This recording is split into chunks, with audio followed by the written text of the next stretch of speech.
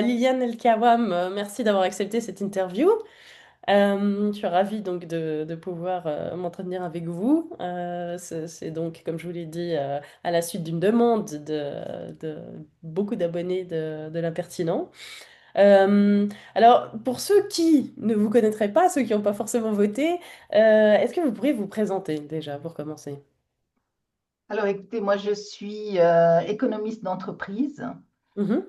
Puis, j'ai fait énormément dans le monde de l'entreprise. Je ne m'occupais pas de la partie financière ou technologique. Je m'occupais de la partie organisationnelle et humaine, parce que je suis convaincue que l'humain fait la différence. Et toute ma vie, depuis l'université, je travaille sur l'humain. En fait, c'est ça qui m'intéresse. Et c'est pour ça que je suis là avec vous aujourd'hui. C'est pas pour dénoncer un complot, c'est parce que je souhaiterais informer les gens de ce qui est en train de se passer. Voilà, donc économiste d'entreprise, développement de compétences en entreprise. Pour moi, il n'y a jamais un génie et puis un idiot. On est tous avec des capacités, des limites, heureusement d'ailleurs. Et puis, quand je faisais du développement avec mes clients, on ne développait pas les limites pour les développer, pour faire un super-héros, un champion, comme certains disent, hein. On développe les limites en cas de besoin. Point. Si on n'a pas besoin de ces limites, on les laisse. Ça ne fait pas de mal, hein, d'avoir des limites. Donc, mais en revanche, quand on a des capacités, c'est important de les utiliser parce que c'est aussi un facteur de stress de ne pas utiliser ces capacités, hein. Donc, Mhm. si je vais faire appel à mes limites trop souvent, je vais me mettre en situation de stress. Et si je n'utilise pas mes capacités, je vais aussi me mettre en situation de stress. Donc, il y a cet équilibre à trouver qui, moi, m'intéresse dans le fonctionnement humain. Et puis un jour, je suis arrivée, donc tout allait bien, les gens m'aimaient bien parce que je m'occupais de développement, donc tout le monde est content, hein, en général. Et puis un jour, ben, j'ai mis les deux pieds dans le plat avec l'histoire de l'arrimage du franc suisse à l'euro. Et là, euh, on m'a regardé, en fait, on m'a laissé faire déjà, et je remercie le journal Le Temps qui m'a offert de temps en temps une petite la place un petit peu pour Vous aviez m'exprimer. une chronique, hein, c'est ça? Mm. C'était pas une chronique, c'était juste, je partageais comme ça, c'était une opinion, voilà. Moi,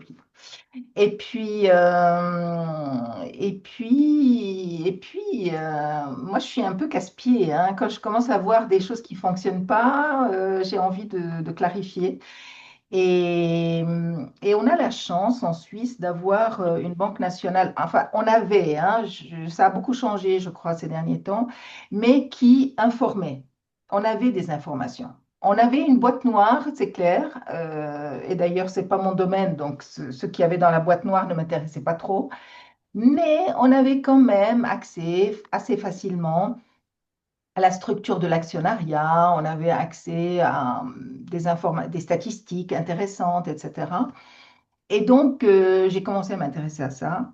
Et de fil en aiguille, j'ai commencé à me poser des questions sur ce qui se passait avec la FINMA, qui était quand même, elle venait d'être créée, donc elle a été créée en 2009. C'est par la FINMA qu'il y a eu énormément de transferts de données aux Américains. Et progressivement, j'ai découvert ce que j'appellerais aujourd'hui l'agencification, hein, c'est-à-dire on crée des entités comme ça, séparées les unes des autres, elles sont autonomes et, et certaines entités parlent même de souveraineté, hein. Mhm. Donc, si on prend la BNS, il y a de la souveraineté, elle est libre de prendre les décisions qu'elle veut. FINMA est aussi souveraine. Swissmedic est une entité indépendante, souveraine, etc., etc., etc. Donc, cette agencification, donc j'ai mis beaucoup de temps, hein, parce Mhm. que avant de découvrir que c'était en fait un mouvement qui se mettait en marche de restructuration. Vous voyez? D'accord. Alors évidemment, la restructuration, c'est mon rayon, hein. C'est puisque je viens de l'économie d'entreprise, j'ai beaucoup travaillé. En fait, j'étais très à la pointe puisque je travaillais avec des gens qui étaient vraiment à jour en termes business process reengineering, etc. Je ne sais pas si vous connaissez, mais enfin, vous voyez, on fait éclater l'entreprise pour s'intéresser juste aux flux d'activités qui sont à l'intérieur. Et figurez-vous que c'est ce qu'on fait avec les États, c'est ce qu'on fait avec les grandes entreprises, c'est ce qu'on fait au niveau mondial. Oubliez que l'Afrique est enfin, n'est pas assez développée, etc. Ils sont à jour, hein. La planète entière est à jour avec cette façon de restructurer le monde, en fait. Donc, vous voulez dire que les États sont gérés comme des multinationales? Absolument. Ce sont les mêmes consultants, d'ailleurs, qui font le même travail. Donc, et moi, j'intervenais toujours dans cet environnement pour dire, mais attendez, un flux d'activité n'avance pas s'il n'y a pas l'humain. C'est logique, non? Ça Mhm. ferait une succession d'activités qui ne bougent pas, hein. Il n'y a même pas d'activité s'il n'y a pas l'humain. Donc, et puis on m'a laissé cette place, vous voyez, donc de dire, il y a un deuxième flux qui porte le premier, et ce flux-là, c'est le flux humain avec les compétences, etc. Et alors, quand on s'intéresse à un État, déjà, moi, je suis donc, en tant qu'économiste d'entreprise, totalement opposée à ce que la sphère publique soit restructurée selon ce qu'on fait en entreprise. C'est pas le but du tout.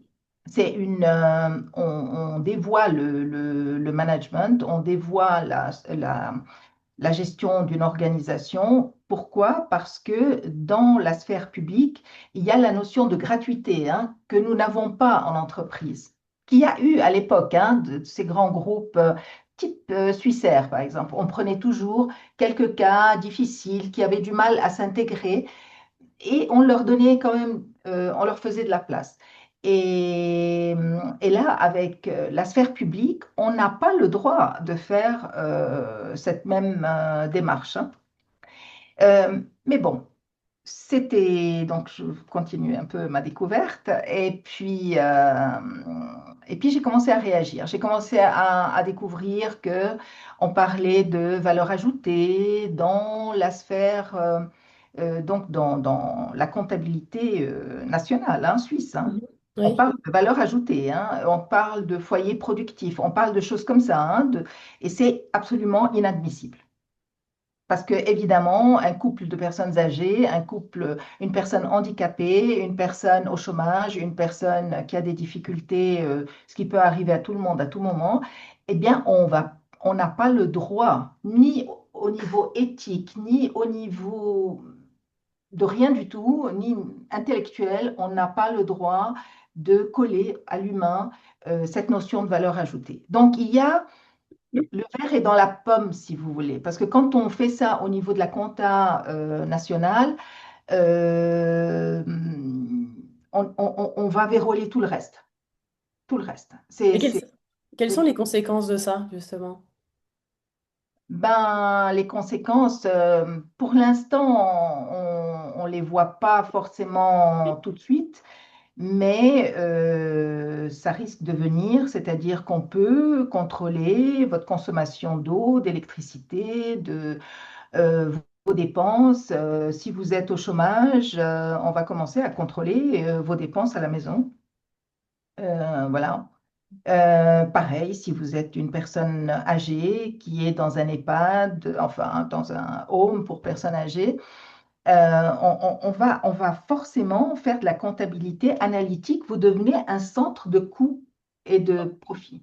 Vous voulez dire qu'on enlève l'humain et puis que les gens sont des numéros finalement, enfin, avec perte et profit. Enfin, C'est des micro-entreprises. Vous ouais. devenez un micro-centre de production et on va commencer à voir si vous êtes rentable ou pas. Et si Mm. vous commencez à coûter de l'argent à la société, on va dire, euh, vous perturbez la société, vous devenez un facteur de coût et de consommation, et donc forcément euh, vous devenez une nuisance pour notre climat, contrairement au productif qui, lui, est jeune, beau, fort, et produit toute la journée. Et évidemment, celui qui est connecté, le robot, est beaucoup plus intéressant à ce moment-là parce qu'il ne mange pas, il ne boit pas, il ne prend pas de douche. Il Quand fabrique, on... Enfin, il, ne- ouais. il produit toute la journée. Enfin, on est supposé le croire, hein. C'est pas vrai, hein, de vous à moi. Ça marche pas en réalité. J'ai mis dans mes livres plein d'exemples, hein, pour dire que ça marchait pas. On a l'exemple au Japon qui a vraiment introduit les robots très vite, très tôt, mais ça, c'est un échec, hein. Voilà. Ça me fait penser quand je vous écoute pardon, à la sémantique employée, au vocabulaire employé lors de la crise Covid avec les indispensables et puis je ne sais plus exactement le terme qui a été utilisé, l'adjectif. Vous savez, il y a des gens qui avaient le droit de continuer à fonctionner normalement parce qu'ils étaient Oui, indispensables à la société, puis les oui, autres en fait. oui, Et puis les autres qu'on a mis dans des cas, enfin finalement qu'on a mis sur off en fait. c'est ça. Mais on peut les mettre sur off durablement. Donc, toute la notion de l'euthanasie, on pourrait en parler, hein, parce que alors, il y a des gens qui choisissent vraiment parce qu'ils sont fatigués, ils sont pas bien, ils ont des problèmes et on n'a pas à les juger. Et puis, il y a une culture de l'euthanasie, des personnes inutiles, des ventres à nourrir, etc. Moi, j'ai entendu plein de choses, hein, à ce niveau-là. Euh, C'est-à-dire? voilà, je ne veux pas développer trop là-dessus. Mais je pense qu'il y a des personnes qui portent de sacrées responsabilités parce que on avait une société qui avait la notion de la sacralité de l'humain et ça, c'est quelque chose qu'on a perdu, hein. Euh, voilà, on ne pouvait pas garder la sacralité et flanquer la valeur ajoutée. Pardon. Donc, il faut choisir à un moment donné. On a choisi la valeur ajoutée. Et d'ailleurs, je me demande à quoi ça sert à terme, hein. Parce qu'on cherche la valeur ajoutée, la croissance, mais pour aller où? Ça, c'est la question. Et J'ai d'ailleurs, dans pas la votre réponse, livre, hein. Oui, pardon, j'ai pas la euh, réponse. On va où? je voulais vous interroger aussi sur le concept de nouveau paradigme Oui. dont vous parlez dans vos livres. Euh, Qu'est-ce que ce nouveau monde dont vous parlez et qu'est-ce qui va se passer en 2030? 2030 est une échéance. À la base, c'était une échéance. L'échéance était en 2015, hein. Ils ont raté le coche, ils se sont plantés. Voilà, il y avait un projet qui ressemble à celui de 2030 avec des objectifs et tout. Et puis, ils ont pris du retard. Donc, ils ont relancé le processus en 2015 avec ce qu'ils ont appelé le transformer notre monde. Et c'est toujours un projet de développement, un programme de développement durable, hein. Mais c'est qui il? Juste pour comprendre. Alors ça, c'est l'ONU, hein. Développer tous ces projets, c'est l'ONU.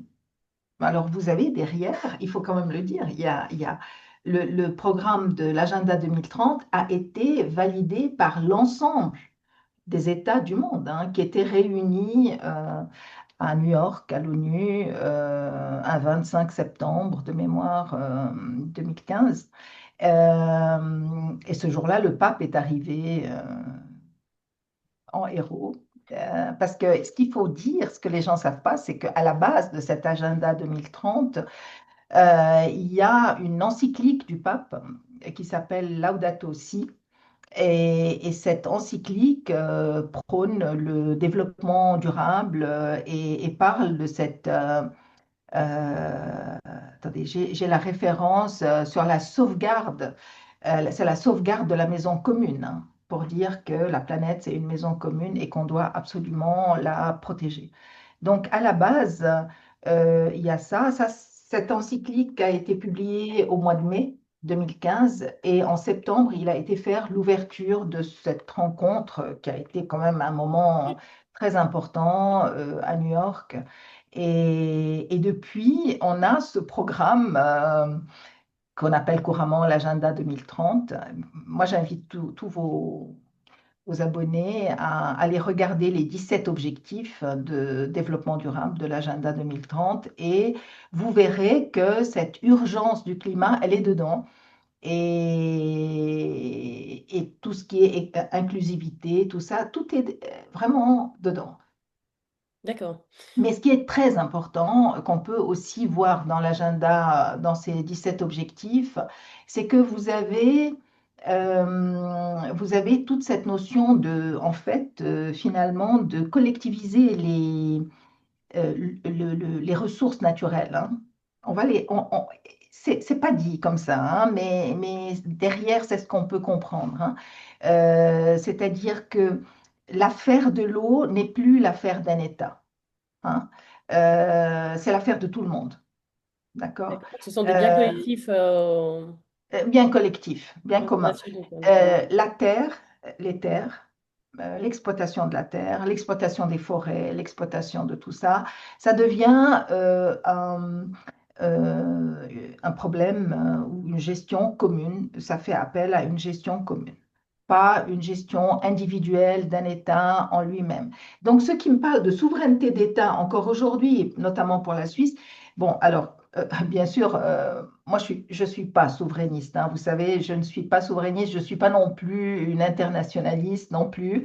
Je suis rien du tout. Je suis quelqu'un qui a vécu comme ça dans plein de pays différents. J'ai des origines aussi multiples. Donc, je serais ridicule si je défendais la souveraineté de la Suisse, du Liban, de la France, etc. Mais comme j'ai le respect de l'humain et que je sais que les populations sont intéressées par cette question de souverainisme, je trouve normal qu'on les informe de ce qu'on est en train de faire. Vous Mm. voyez, c'est plutôt ça qui m'intéresse. Et Oui. oui, pardon, vous vouliez Ah non, finir? mais allez-y. Ouais. Alors, je fais un peu l'avocat du diable, mais quel est le problème finalement?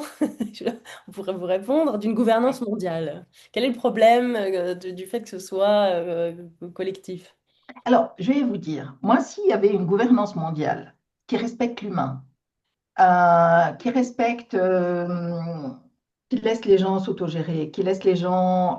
mais attention, les gens s'autogérer, pas juste pour choisir la couleur de la nouvelle gare de la commune, hein, vous voyez ce que je veux dire, qui laisse le soin aux gens de rester des agents économiques, parce que ça a l'air de rien. Mais la nouvelle société, l'humain d'aujourd'hui, ne sera pas un agent économique ou un agent financier. Vous comprenez? Mm. C'est-à-dire, il y aura les agents économiques et il y aura les personnes qui appartiennent à une société qui vont participer à cette société. Après, avec ce à l'époque on appelait des bons de rationnement, hein, c'est les crédits, le crédit social, c'est pas autre chose. Simplement, c'est plus sophistiqué parce qu'aujourd'hui, on le fait sur la base de la blockchain et de technologies de pointe. Mais autrement, je ne vois pas l'humain de demain, enfin ce qui restera de l'humain d'aujourd'hui, demain avoir sa propre maison, sa propre voiture, son compte en banque, de l'épargne, etc. En tout cas, Mm. c'est pas ce que j'ai compris du modèle. D'accord. Ouais. Tout à l'heure, avant qu'on démarre l'interview, on parlait, enfin, vous m'expliquiez que ça avait rien à voir avec du complotisme, donc cette histoire d'agenda 2030, et puis vous faisiez référence à Swissair. Je voulais savoir si vous pouviez nous expliquer un peu ce que vous vouliez dire. Euh, Suissaire pour un Suisse, hein, c'est le symbole, c'est le symbole de la dépossession des entreprises et de l'État finalement, hein. Suissair a été une grande victime de la Suisse, hein, pas de la Suisse, mais de certains prédateurs, hein, qui zonent en Suisse et ailleurs d'ailleurs, hein. Voilà. Ça a été une grande victime. Les collaborateurs ont été vraiment victimes de dépossession de leur emploi, de leur salaire, parce qu'on a réduit les salaires après. Il faut rappeler aux gens qui sont jeunes aujourd'hui que Swissair était appelée la banque volante, hein. Je ne sais pas si vous le saviez, hein, mais elle avait un très grand capital. Elle avait un grand capital financier, elle avait un grand capital d'expertise, de compétences. Sa réputation était incroyable au niveau mondial, hein. Donc, Qu'est-ce qui s'est on passé a, alors? oui, Qu'est-ce qui s'est passé alors? on a vendu la mondialisation. Donc, si vous voulez, avant la globalisation, le monde actuel, il y avait la mondialisation. On a vendu la mondialisation en disant celui qui ne va pas racheter, grandir, etc., va disparaître. On a oublié de dire que cette personne, cette entité qui va grandir va avaler d'autres entités. Donc, ça a été un phénomène de croissance par phagocytage, si vous voulez, hein. Suissair a phagocyté. Elle a payé très cher, hein, des consultants pour phagocyter, d'autres, notamment des compagnies portugaises. Et le pire, ça a été Sabena en Belgique. C'était une boîte ingérable. C'est une boîte qui n'avait jamais fait un franc de bénéfice. Elle était gangrénée par des syndicalistes très puissants, etc. Donc, Swissair a racheté et elle s'est lestée, vous savez, on lui a flanqué des chevaux morts comme ça, hein, à travers, mais elle était devenue internationale, hein. Enfin, internationale dans le sens de la multinationale qui croit à l'étranger. Euh, Finalement, on lui a dit non, il faut maintenant te restructurer avec la fameuse agencification, mais dans le monde de l'entreprise, ça va être de séparer des unités de l'entreprise pour en faire des sociétés à part. Alors, c'était très ingénieux parce que ces boîtes-là ont été rachetées. C'était des fleurons de l'industrie suisse, en fait, de l'économie suisse, et elles ont été rachetées par des tiers. euh, voilà, Donc, on avant a que dépioté, la boîte elle-même ne disparaisse. on a dépioté Suissair, finalement. Ah oui, oui, bien Mais sûr. dans quel intérêt, puisque finalement Ah c'était... ben, Lufthansa est devenu numéro un. Lufthansa n'a pas perdu une miette. D'ailleurs, comble de l'ironie, quand Swissair est devenu Swiss Airlines, les derniers temps, c'était un délégué de Lufthansa qui gérait la Swiss Airlines, qui n'était pas encore aux mains de Lufthansa. Mais on avait quand même pris un Allemand de chez eux pour euh, un ancien de Lufthansa pour diriger Swissair. Donc, pour diriger Swiss Airlines. Euh, donc, après, ils ont racheté pour une bouchée de pain, hein, ce qui restait de Swiss Airlines. C'était, si vous voulez, c'est un grand scandale, hein, ce qui s'est passé là, aussi politique parce que il fallait pas beaucoup pour la maintenir. Évidemment, ils ont fait de graves erreurs. Évidemment que ça ne s'est pas fait d'un jour à l'autre, donc il y avait vraiment moyen d'intervenir beaucoup plus vite, beaucoup plus tôt dans le processus, mais on n'a pas voulu, hein, voilà, c'est tout. Après, moi, je ne sais pas hein, pourquoi on n'a pas voulu, hein, on m'a pas dit, mais Je vais peut-être oser un parallèle un peu. Enfin, vous allez me dire si je suis complètement à côté de la plaque. Mais on le voit avec le secret bancaire, avec la neutralité qui décline, là bien avec sûr. Twitter. Est-ce que la Suisse est incapable finalement de protéger ses billes, de protéger sa souveraineté, de protéger Moi, ses... je vais poser une autre question. Est-ce qu'elle le veut? Et là, quand on dit la Suisse, c'est qui la Suisse? Vous voyez? Hmm. Donc, moi, je ne veux pas aller trop loin non plus, hein, je vous donne ce que je vois. Le Suisse, je connais un peu mieux parce que j'étais quand même impliquée dedans, parce que j'ai travaillé beaucoup pour cette entreprise et que les gens étaient vraiment fantastiques. Mais il s'est passé la même chose avec Swisscom, toujours les mêmes consultants, toujours les mêmes, et il y a toujours des banquiers d'affaires hein, qui sont à côté, hein. Hmm. Toujours, donc il y avait Swisscom, il y a eu UBS, catastrophe, Crédit Suisse. UBS n'est pas l'UBS qu'on a connu, ça n'a rien à voir. Quand j'ai commencé à m'intéresser à UBS dans les années 2010, quelque chose, 12, 13, je me suis rendu compte, j'ai mis UBS aux États-Unis. Et puis, j'ai vu la carte américaine couverte de drapeau de UBS, hein, du logo UBS. C'est pas l'UBS qu'on connaissait, hein, donc, en fait, elle était pour moi plus américaine que suisse. Mais elle était toujours suisse pour coller la mauvaise réputation à la place financière suisse, pour récupérer de l'argent pour le sauvetage, pour des choses comme ça. Hmm. Donc, voilà. D'accord. C'est une affaire, il y a une guerre, il y a une guerre. économique qui fait rage depuis des dizaines d'années. Elle est monétaire, elle est financière, elle est économique. Et cette guerre, on l'a perdue. On l'a perdue. Est-ce que c'est pas le cheminement normal pour finalement pour une entreprise de justement voilà s'exporter à l'international? Après il y a les actionnaires, j'imagine, qui rentrent en jeu. Oui, qu'est-ce que vous auriez envie de répondre si quelqu'un vous dit que finalement c'est la loi de la jungle, quoi, en gros. Alors, moi, je dis rien. Moi, je dis, je constate, hein. Hmm. De nouveau, c'est pas à moi de dire, hein. C'est comme quand on fait du développement en entreprise. C'est pas à... Moi, Vous tirez des quand quelqu'un me constats. disait, vous me voyez où, je dois faire, je prends jamais de position, hein. C'est chacun fait ce qu'il veut. On est encore en liberté. Je sais pas combien de temps ça peut durer, mais pour l'instant, on y est encore. Chacun choisit. Donc, comme j'ai dit, moi, je ne suis pas une souverainiste. J'informe les populations de ce qui est en train de se passer, à chacun d'assumer ses responsabilités après, parce que c'est un autre job, vous Oui, voyez, oui, bien sûr.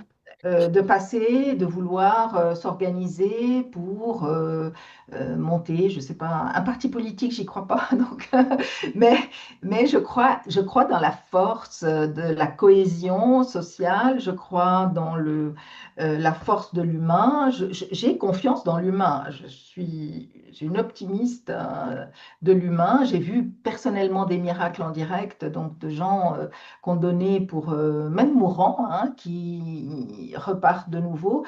Tout ça existe, hein, c'est une réalité. Il y a des gens qui étaient en échec, d'un coup ils vous font une entreprise qui fracasse parce que dans leur échec, dans leur brisement, ils inventent quelque chose auquel ils n'auraient jamais pensé autrement. La résilience, bien sûr, le pouvoir de la résilience. C'est plus que de la résilience. C'est le résilient, trop de résilience, il devient apathique aussi, hein, attention. Hmm. Donc, non, et on a des ressources de réaction, de réactivité. Donc, ce que je veux dire, c'est que si le peuple suisse pense qu'il est encore souverain aujourd'hui, je peux rien faire pour lui. Vous comprenez?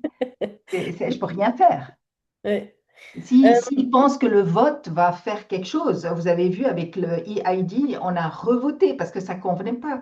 Et c'est toujours comme ça, quand ça ne convient pas, on fait revoter. Donc, euh, à un moment donné, il faut apprendre de ce qui s'est passé et puis Hmm. dire, OK, est-ce que je veux ça pour mes enfants pour demain ou pas?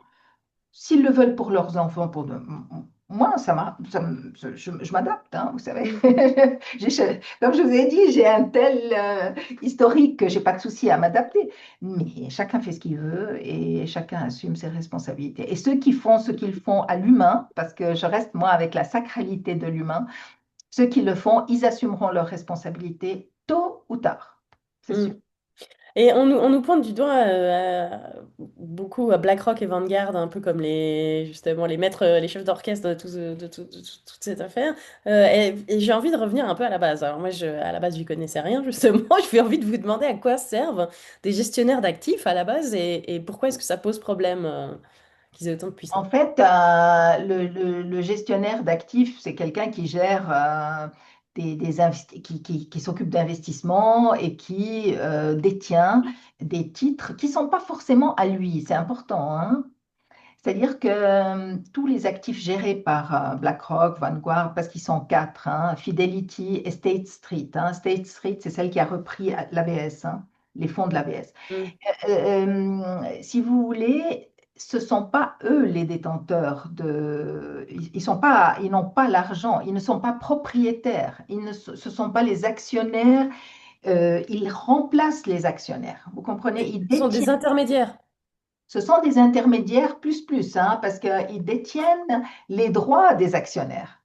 Alors, si par exemple la BNS a un gros investissement chez Apple, par exemple, hein, et puis que BlackRock, par exemple, gérait le portefeuille de la BNS.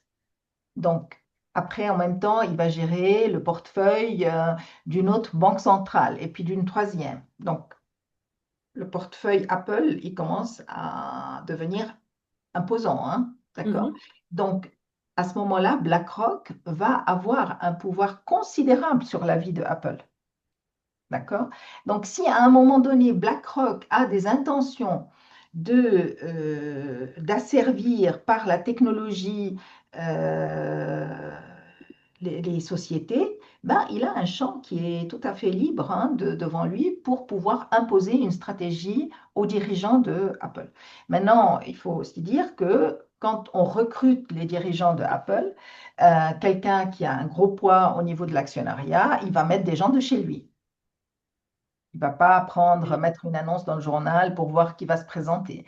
Ils ont des réseaux. Ce sont des gens qui ont des réseaux. Vous avez les consultants dont on a parlé, dont tout le monde parle, McKinsey par Effectivement. exemple. Mais vous avez le Boston Consulting Group, vous en avez d'autres, mais principalement, il y a quelques années, on disait que 98% des gouvernements étaient restructurés par McKinsey. Donc, c'est un énorme réseau de consultants, hein. Il y Et a ils fonctionnent tous en vase clos finalement. Alors, c'est pas un vase clos, c'est un grand vase clos. Il est très grand, Une piscine mais close, hein. est très grand parce que vous avez ceux qui ont travaillé pour eux, ceux qui travaillent pour eux et ceux qui risquent de travailler pour eux demain. Beaucoup de ces entités ont leurs propres universités où ils forment des gens aussi pour qu'ils puissent intervenir un jour. Donc après, avec le temps, ben c'est le système mafieux. Hein. Donc vous retrouvez les mêmes personnes. Une fois vous la trouvez là, une fois là, etc. Et puis ce sont des collègues. Hein. Euh, Hmm. Au fond, même s'il n'est plus McKinsey, après 10 ans de collaboration, ils vont rester loyaux les uns vis-à-vis des autres, certainement. Surtout qu'on va savoir que on a intérêt à rester proche de McKinsey puisqu'ils ont quand même un pouvoir considérable. Hmm. Donc, Ça me fait penser que je suis contente d'avoir évité les écoles de journalisme. Parce alors que ça, l'école de journalisme, je ne le connais pas, hein, mais voilà. c'est ce que Mais, ça m'inspire comme ouais, réflexion. ouais. Euh, pardon, je voulais vous demander aussi, histoire que ce soit bien clair aussi pour nos lecteurs, pour les abonnés, vous parlez beaucoup de double seigneuriage dans votre livre, donc Le coup d'État planétaire.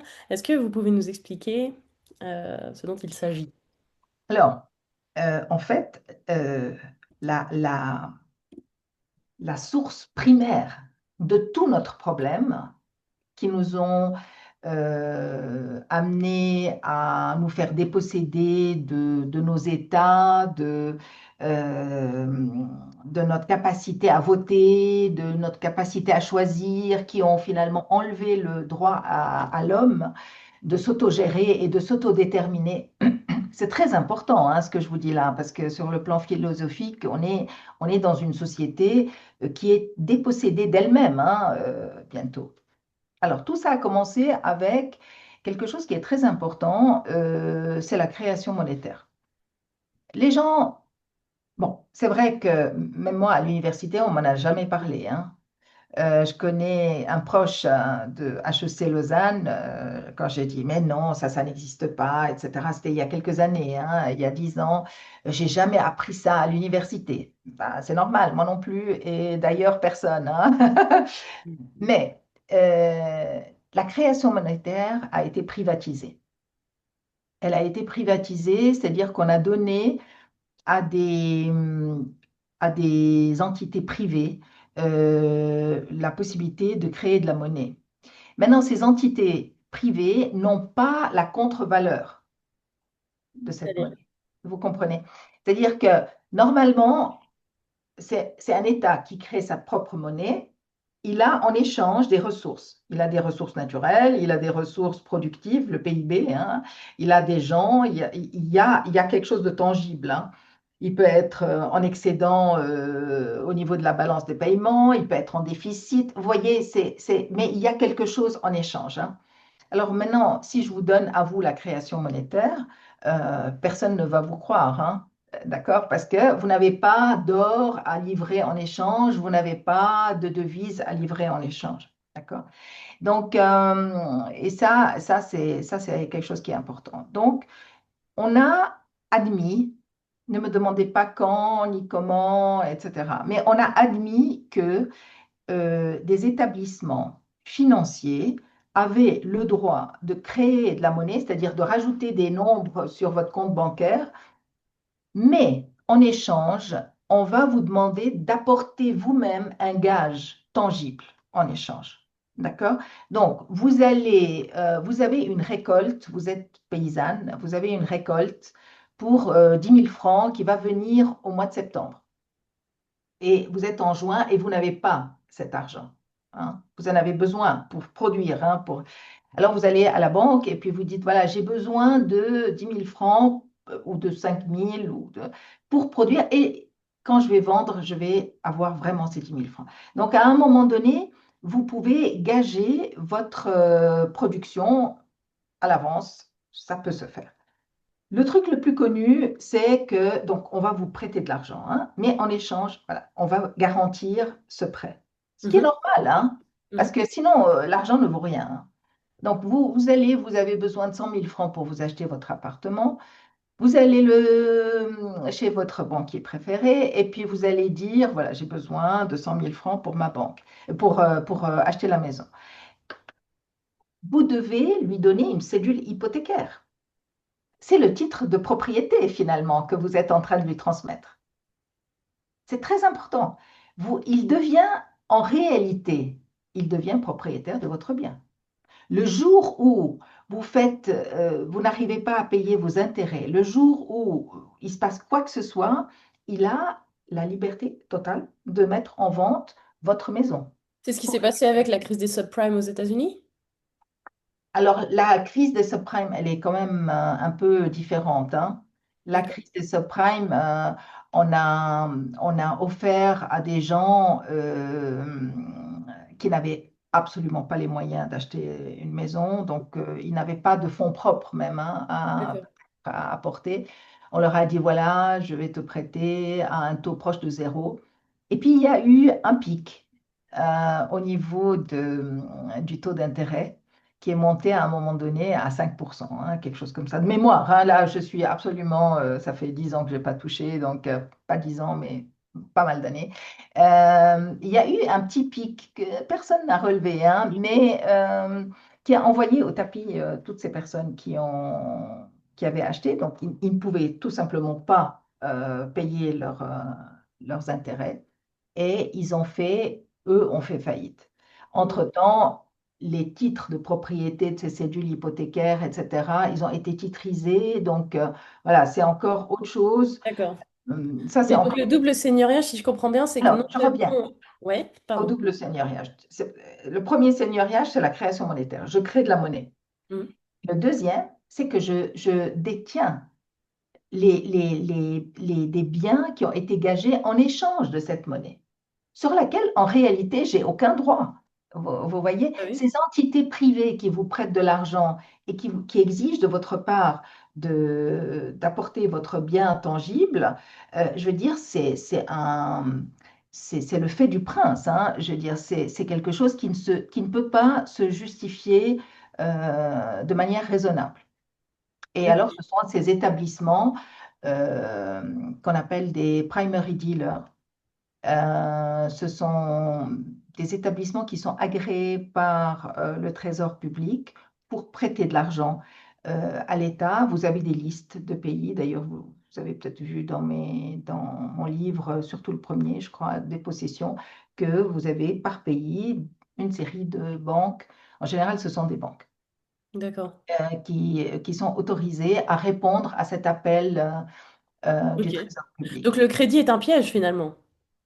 Parce qu'on... À tout moment, ils peuvent vous arrêter, vous couper le robinet, hein, je veux dire, à tout moment, ils peuvent vous demander. En réalité, ils peuvent vous demander, même quand vous signez, je ne veux pas faire peur, mais vous signez sur 10 ans une dette, un crédit hypothécaire, selon les circonstances, selon les changements de votre environnement, de votre situation. ils pourraient. Et quand Demander. on demande de l'argent à la banque, 20 000 francs, et puis parce qu'on a envie d'acheter un appartement, enfin, pas 20 000 francs bien sûr, mais je veux dire, on a envie d'acheter un appartement. Tout le monde vient l'acheter, celui-là. Mais chez les Schtroumpfs, c'est un petit appartement. Petit. Euh, donc on rembourse avec parce que c'est un appartement qu'on loue, qu'on rembourse donc avec la location. Mais là, ils sont pas propriétaires du bien. Alors, ils sont pas, de nouveau, ils sont en théorie, ils tiennent la propriété, enfin, ils peuvent être exiger la vente à un moment donné si vous n'arrivez pas à payer. C'est dans ce sens-là. Vous êtes officiellement propriétaire. Sur le registre foncier, c'est votre nom qui va apparaître. Mais très vite à côté, on va voir que le bien est gagé. Il y a une cédule hypothécaire qui a été mise à disposition.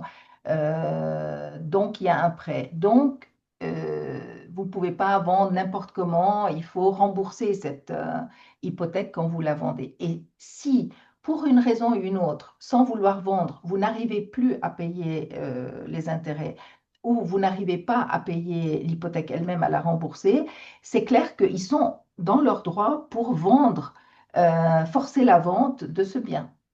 D'accord. Alors, tant que tout se passe dans de bonnes conditions, vous récupérez vos billes, eux prennent les leurs, etc. Maintenant, il y a des gens qui profitent de ce genre de situation pour acheter à bon compte. Mais c'est pour ça qu'aux États-Unis, je sais pas si c'est le cas en France, il me semble pas, je suis pas sûre, vous allez me le dire.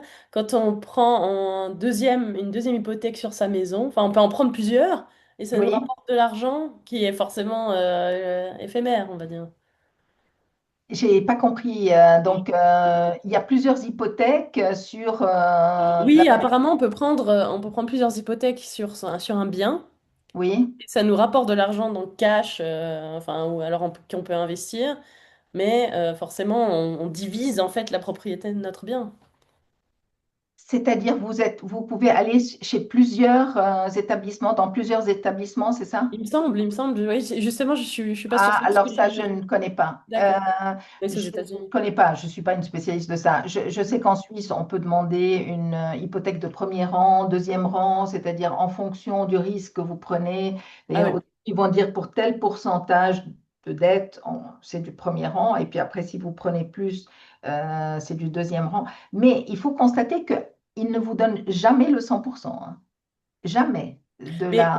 Donc, ils ont toujours une marge de réserve en cas de chute du marché ou d'une défaillance quelconque. Il y a toujours vos fonds propres qui sont là en réserve, hein, pour mais eux. même quand vous avez terminé de payer de Ah rembourser non, votre... quand vous terminez de payer, ils vous rendent votre cédule hypothécaire. Et j'invite vos lecteurs, vos auditeurs à récupérer toujours leur cédule hypothécaire, à faire une cédule hypothécaire papier. En tout cas, moi, j'y veille. Et à pas se baser sur juste le système digital qui peut, voilà, avoir des difficultés peut-être un jour. Donc, il faut rester avec le papier. En tout cas, au moins pour ça. Et d'ailleurs, les banques, elles, quand elles vous demandent de signer quelque chose, elles vous font toujours signer sur papier. Elles n'acceptent jamais un mail, elles n'acceptent jamais un fax. Vous devez aller sur place, vous devez vous identifier et signer sur des papiers que vous leur laissez. Donc, eux ont des papiers et vous devez demander aussi des papiers. D'accord. Est-ce que c'est vrai que l'argent n'existe pas sans la dette, puisqu'il est prêté avec intérêt aux États, quand il est créé, je veux dire? L'argent n'existe pas sans la dette, évidemment, puisqu'on est dans la création monétaire. L'argent pourrait exister sans la dette si c'était la Banque centrale qui créait. D'accord, ah, bah, Elle quand ne c'est crée pas. Elle crée les piécettes, les billets, le numérique, là, mais, le numéraire, mais elle ne crée pas de. Il y a pas la contre-valeur de dette puisqu'elle a d'autres biens à faire valoir, hein. Donc, si vous prenez le bilan d'une banque centrale, vous allez avoir des devises, vous avez de l'or pour ceux qui en ont encore, hein.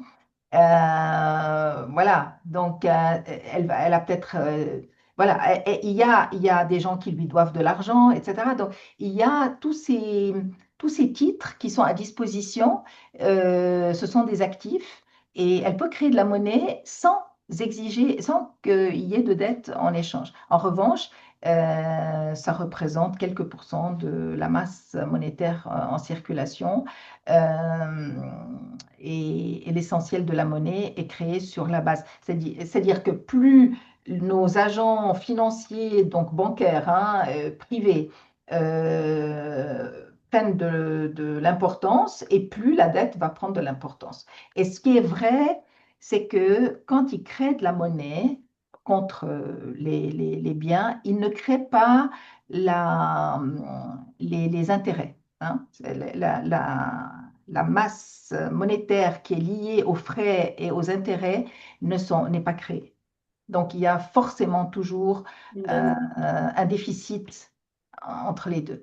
Parce qu'ils ne peuvent pas simplement créer de l'argent sans contre-valeur tangible. Hmm, Eux, ils vous disent, vous n'avez pas besoin de papier, vous êtes dans le tout numérique, etc. Il n'y a pas de problème, etc. Mais eux, ils sont dans du tangible. Et c'est comme ça que, ils mettent la main. De nouveau, on n'a pas besoin d'être propriétaire dans un monde pareil, hein. On a besoin de contrôler hmm, les biens. D'accord? Donc, c'est un système où vous avez des établissements qui peuvent vous contrôler les biens, et ça, ça leur suffit. Ils contrôlent les entreprises, ils contrôlent le parc immobilier, le parc des terres agricoles, hein, qui sont en train de virer vers des terrains constructibles. Tout ça, ils n'ont pas besoin d'être propriétaires. Et d'ailleurs, si vous preniez par exemple l'exemple des éoliennes, hein, il y a quelqu'un qui a écrit récemment quelque chose d'intéressant. Les producteurs d'énergie avec les éoliennes auraient intérêt financièrement à acheter le terrain agricole sur lequel ils vont poser leurs éoliennes, mais en fait, ils ne le font pas parce qu'ils louent, ils préfèrent louer. Donc, ils sont là, ils profitent aussi longtemps. Mais si un jour il fallait démonter, c'est le propriétaire qui doit payer. hmm. Oui, oui, je crois qu'on avait fait un article là-dessus sur Voilà. LinkedIn aussi. Donc, la propriété, on est dans un monde où la propriété est moins importante que le contrôle. D'accord. Mais bon, j'ai l'impression qu'on essaie quand même de nous soutirer notre propriété de façon de plus en plus ostentatoire. Aujourd'hui, on a enfin, tout ce qui est abonnement de logiciels, par exemple. Enfin, avant, on possédait des DVD, par exemple. On possédait Oui, physiquement les choses, hein. oui, Aujourd'hui, tout est non, numérisé et on ne possède oui. plus rien. C'est la nouvelle société, c'est ça. Et tout est numérique et tout est électrique aussi. Donc, on part sur du tout électrique. Et c'est là où il y a un immense piège qui peut... parce que, si vous voulez, avant, vous aviez, par exemple, si vous aviez une petite forêt, vous auriez pu aller couper un arbre et puis brûler du bois et puis vous chauffer pour l'hiver, peut-être pour 2 ans, j'en sais rien, moi, combien un arbre fait de saison. Mais voilà, tout ça, ça va devenir compliqué et le but, c'est le contrôle. C'est la société de surveillance et de contrôle. Euh, il y avait un monsieur qui est devenu le conseiller après personnel de Jimmy Carter, le président américain, Brzezinski, vous connaissez sûrement. Dans les années 60, il avait écrit un article qui est très, très, très important.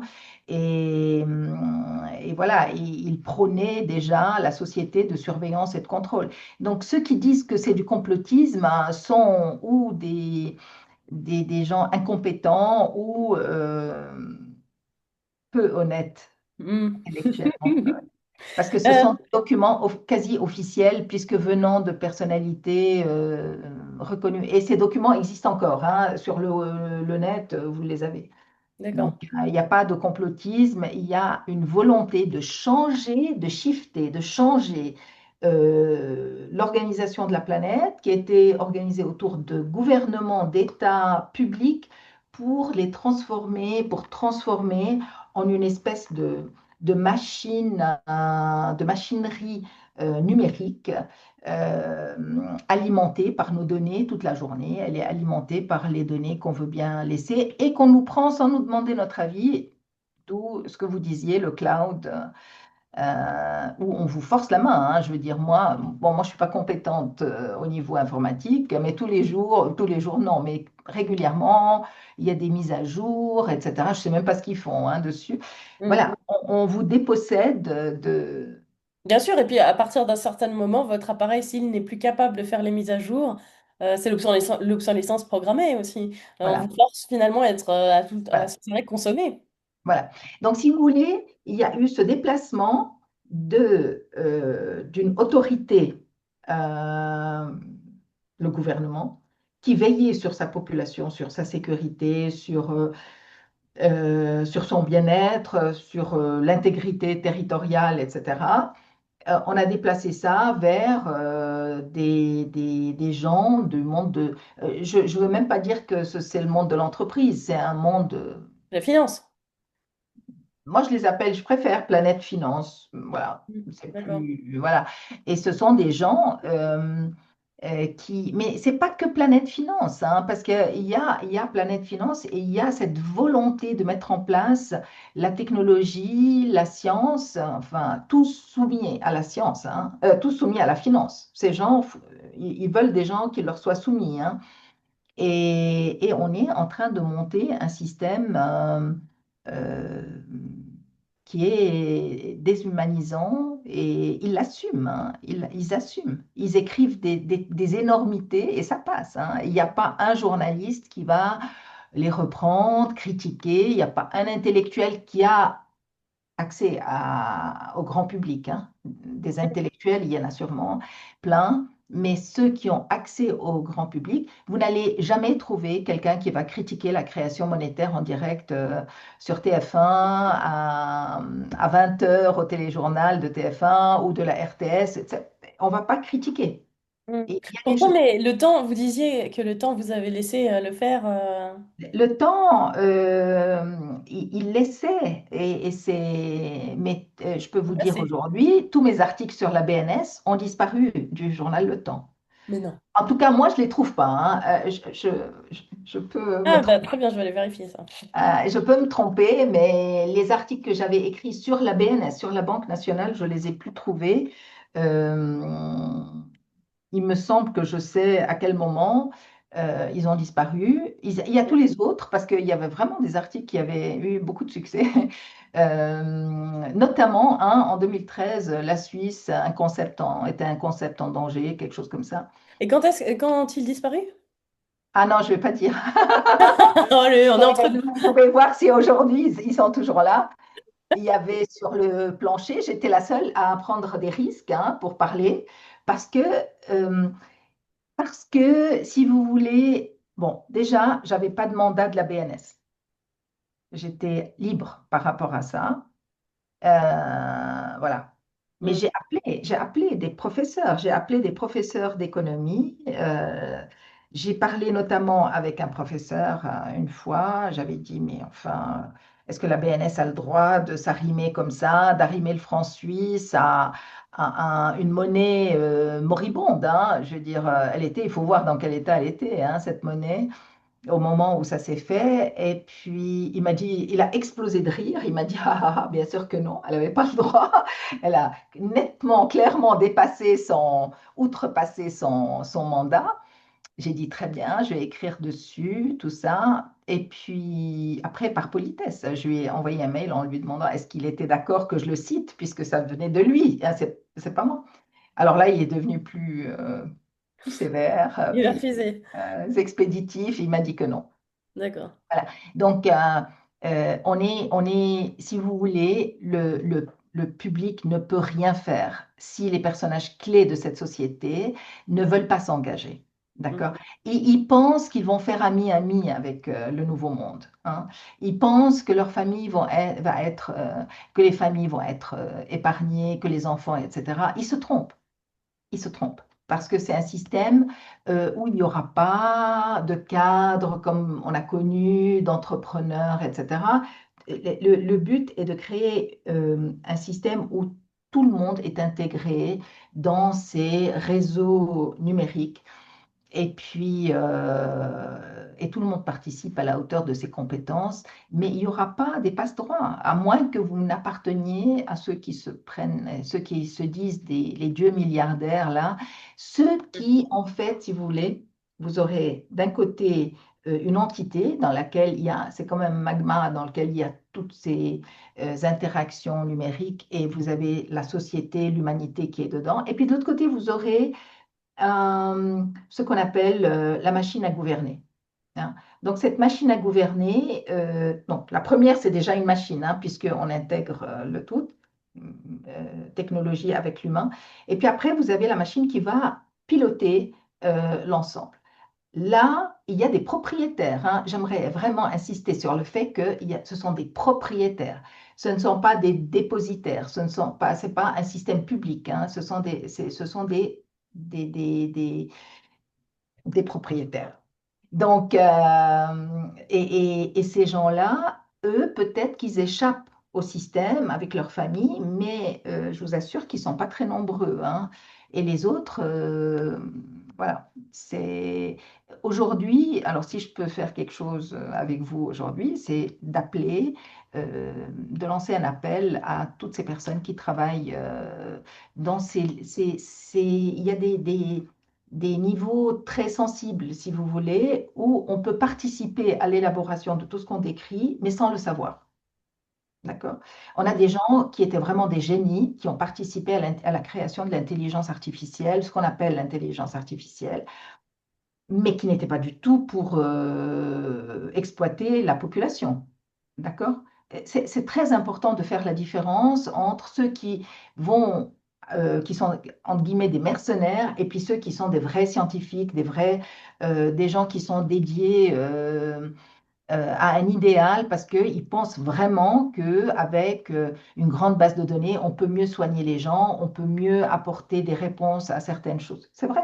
Mm. Mais, mais ces gens-là qui sont honnêtes, qui sont sincères, qui défendent une certaine éthique et qui sont quand même, qui ont des compétences qui font qu'ils se retrouvent au milieu de tout ça, la solution doit venir d'eux. Là, il faut qu'ils... ouais, c'est là que... C'est pour ces gens-là, en priorité, que j'écris, pour qu'ils comprennent que c'est un modèle qui n'est pas bienveillant qui se met en place. Mais pour revenir sur la BNS, les banques nationales n'appartiennent pas à l'État, mais répondent à leur auditeur américain. Comment un pays peut-il fonctionner si sa banque nationale n'agit pas dans son intérêt? Ben, il ne fonctionne pas.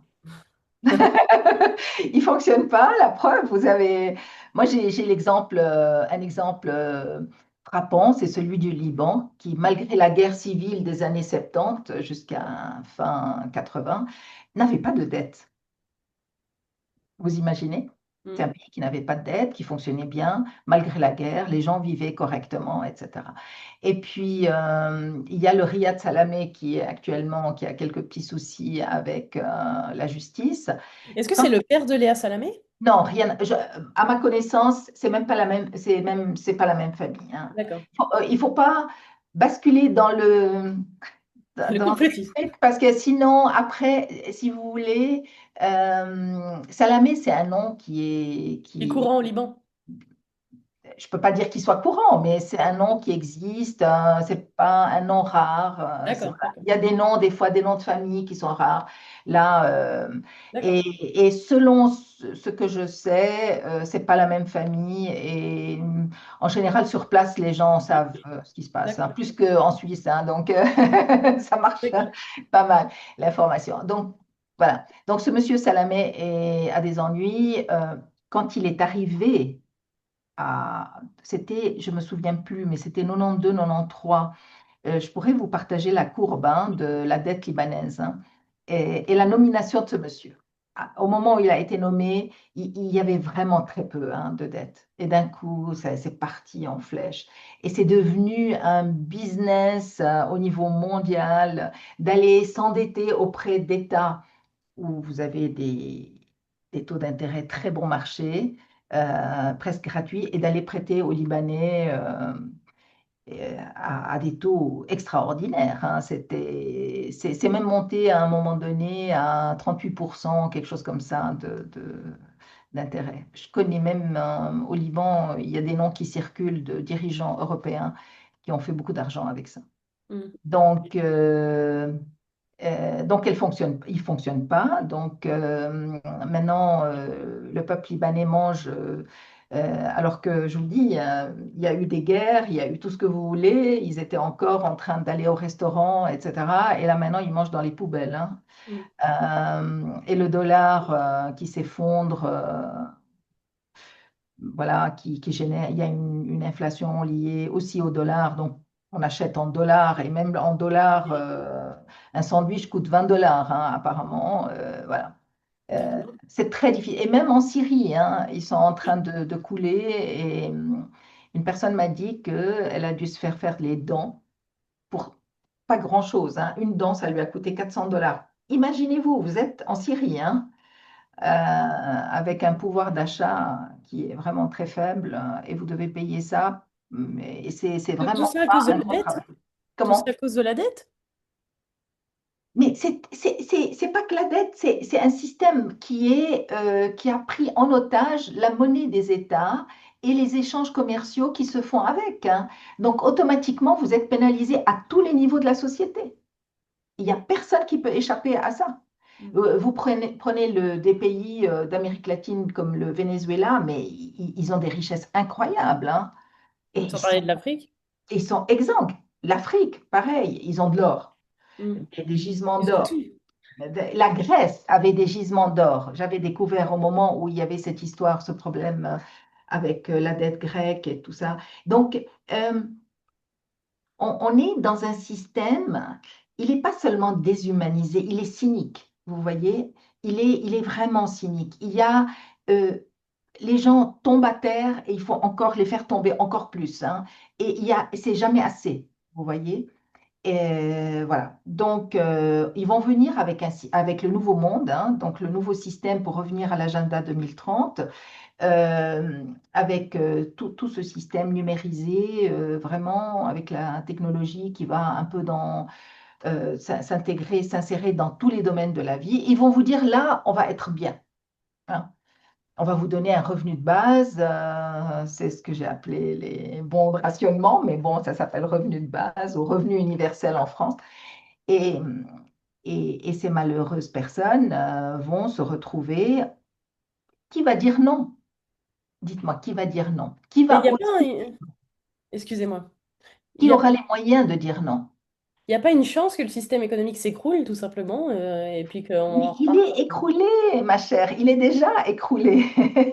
Les- Il y a des gens qui attendaient la faillite du dollar il y a des années, et à juste raison. À juste raison. Si on prend vous savez, les critères officiels d'économie, c'est tout. Non, mais ce que je veux dire, c'est est-ce qu'on va pas. Moi, j'imagine. Bon, c'est un scénario un peu dystopique où la monnaie ne vaut plus rien, on retourne au troc, à s'échanger des moutons, des trucs comme ça. Est-ce qu'il va rester des moutons? Vous comprenez ce que je veux dire? On est en train de, de, de tout urbaniser. Vous voyez? Et ça prend toujours plus de place, hein. Et on fait tomber des forêts dans la région lausannoise. C'est effrayant ce qui s'est passé. Je ne sais pas si vous connaissez, mais il y a une personne qui part un jour au travail, elle revient autour d'elle, sa forêt qu'elle aimait beaucoup, d'un coup, elle n'est plus là. Et il y a des gens qui s'intéressent pas du tout aux forêts, par exemple, et qui ont l'habitude, par exemple, en rentrant, de passer par un petit chemin, un petit sentier euh, un peu boisé comme ça, et puis qui sont choqués parce qu'on a tout coupé. Donc, à un moment donné, je ne sais pas si on peut faire du troc. On ferait du troc de quoi contre quoi? Hmm. À l'époque, on faisait du troc parce que chacun pouvait produire quelque chose. Il y avait la petite ferme, il y avait Hmm. un petit atelier de quelque chose. Mais là, qu'est-ce que vous voulez troquer? J'ai j'ai noté cette question, mais c'est plus pour ma mère que pour autre chose. Oui, La question sur le troisième pilier, est-ce que ça sert encore à quelque chose de se constituer un troisième pilier? Parce qu'elle arrête pas de me me tanner pour que je fasse ça. Puis moi, j'ai l'impression que ça, vu que tout va s'effondrer, ça sert à rien. Oui. Et du coup, je sais pas quel est votre avis là-dessus. Bon, j'ai l'habitude de ne jamais donner de conseils hein, financiers. D'accord. Ça, c'est la première chose. La deuxième, je poserai la question pourquoi faire. Le troisième pilier, est-ce La que, retraite? est-ce que ça va être, quelle sera la valeur le jour où elle pourra récupérer cet argent? Euh, voilà. Donc c'est compliqué. La réponse n'est pas si facile. Hmm.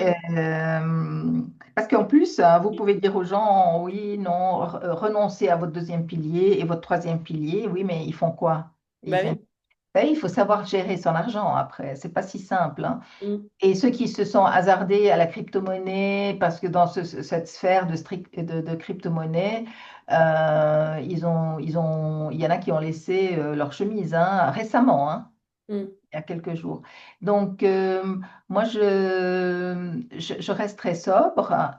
Et en revanche, c'est un conseil que je donne à tout le monde, remboursez vos dettes, hein, parce que c'est une culture suisse de rester avec des dettes, de créer des dettes pour réduire les impôts, parce qu'on vous pousse aux dettes. Hein. Vous voyez, toute la gestion du pays est basée sur la dette. Donc, elle était jusqu'à maintenant favorisée. Hein. Maintenant, on a changé un peu le système, mais il faut rembourser les dettes. Ça, c'est sûr. Si vous avez de l'argent, remboursez vos dettes. Si vous n'avez pas d'argent, de toute façon, la question ne se pose pas. Du troisième pilier non plus. Ouais, certes.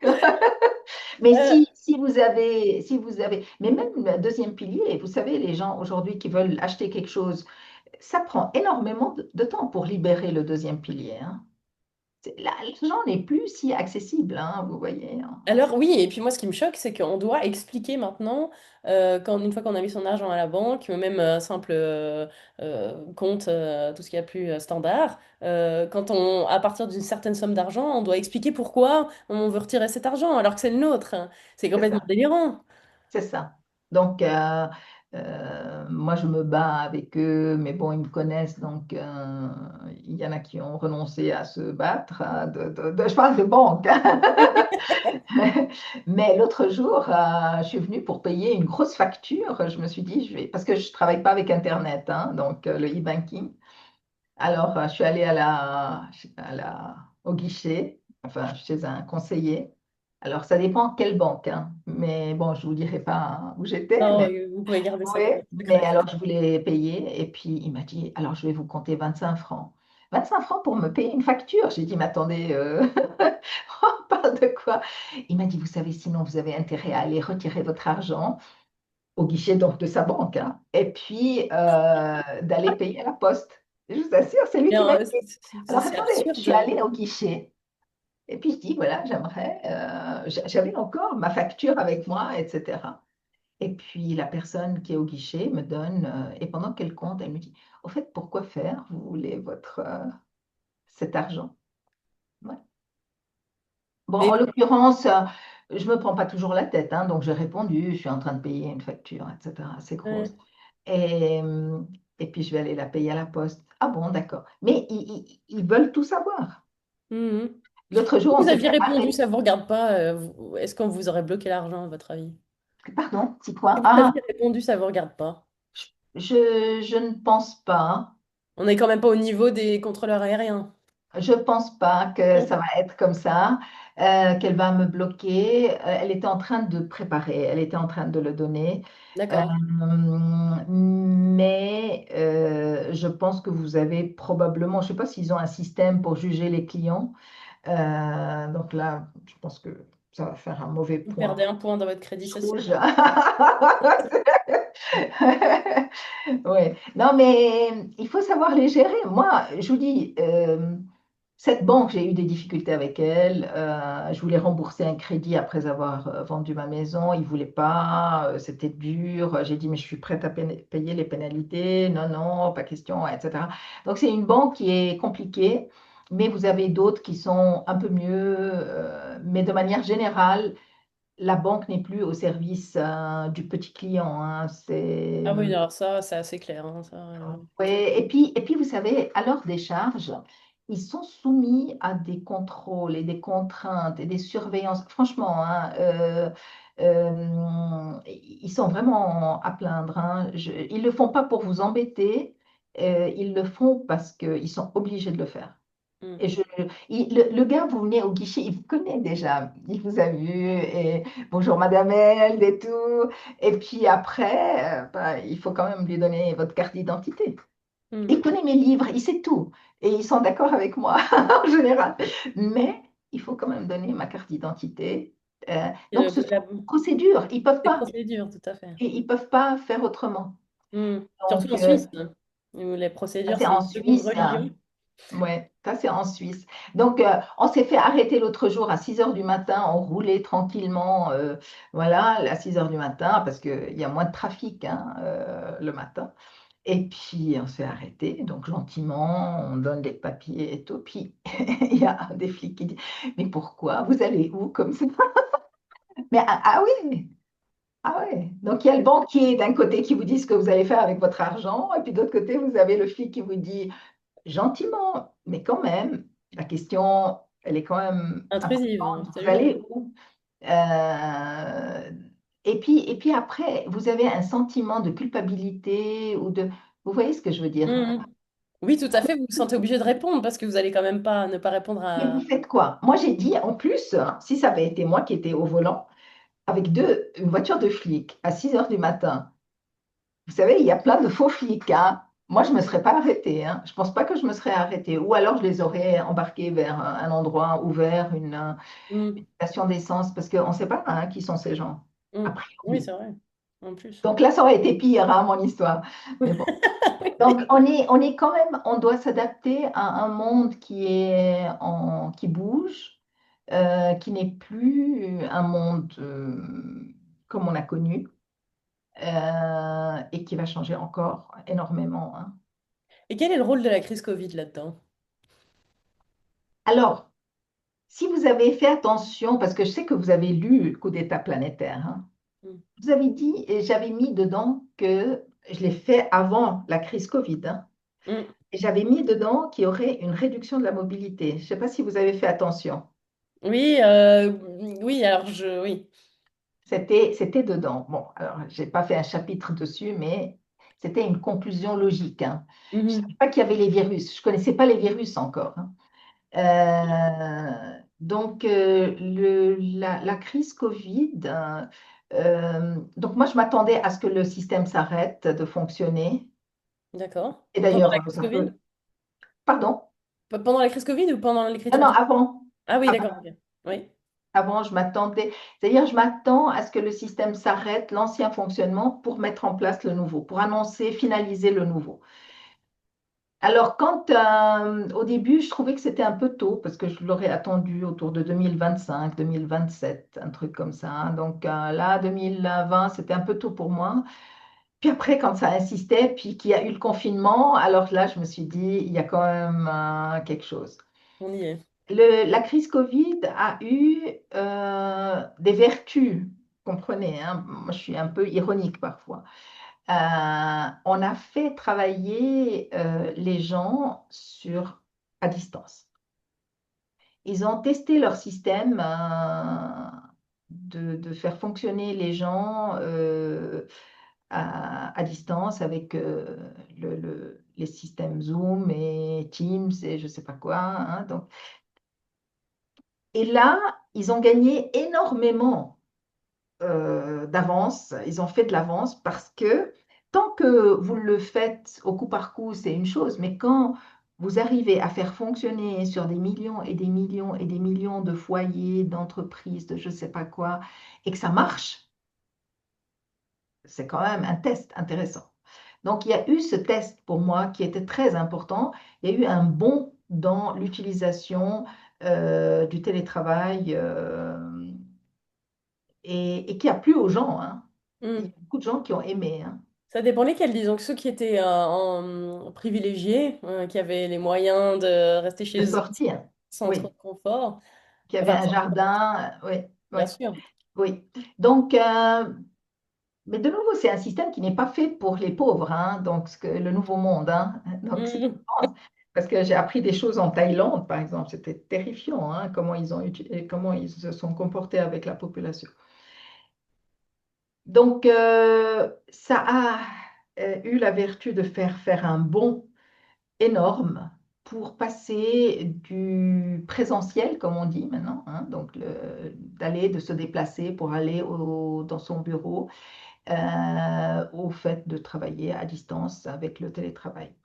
Ça, c'est une première chose. Ça a été un coup de poignard supplémentaire pour les PME et les artisans et les indépendants.